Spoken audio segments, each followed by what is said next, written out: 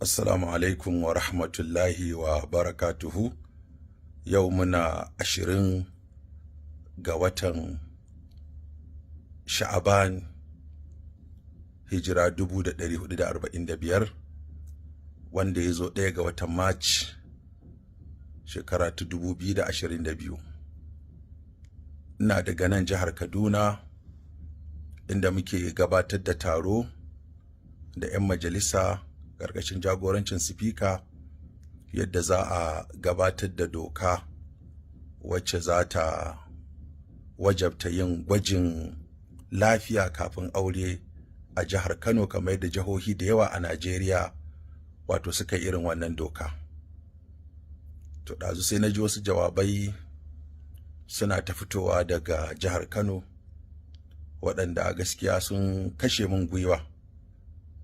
Abinda nake ta kokari na gabatar a Hizba shine gyaran tarbiyya da gyaran hali, kuma na yi iyayi na wajen gayyatar masu gabatar da fina-finai, na yi zama da su, na ba su shawarwari, mun yi maganganu da su da yawa akan yadda za a gyara tarbiyyar al'umma ta yadda ake gabatar da fina-finai wanda suka saba wa al'ada da addini da zamantakewarmu.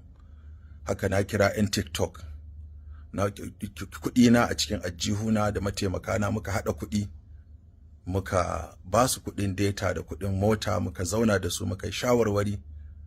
Haka nan kuma na gayyato Murja da 'yan uwanta masu yin TikTok, mun zo mun zauna da su, na ba su shawarwari, na yi musu addu'a, na kuma ba hanyoyi da zan ga cewa sun gyaru, sun nutsu, sun koma cikin hayyacinsu.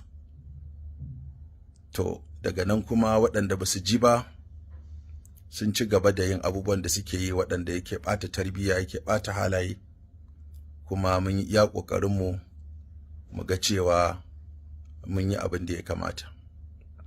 To amma ina bawa mai girma gwamna haƙuri bisa fushi da ya yi da maganganu da ya faɗa, kuma ina roƙon ya min afuwa. Na sauka daga kan wannan mukami da ya bani na Hizba, kuma ina masa addu'a, ina masa fatan alheri. Allah ya bashi nasara, Allah ya taimake shi, Allah ya taimaki gwamnatinsa, Allah ya zaunar da shi lafiya, Allah ya ɗaukaka addinin musulunci. Abinda muka yi na daidai Allah ta'ala ya karɓa, inda muka yi kuskure muna fata a yafe mana. Wassalamu alaikum.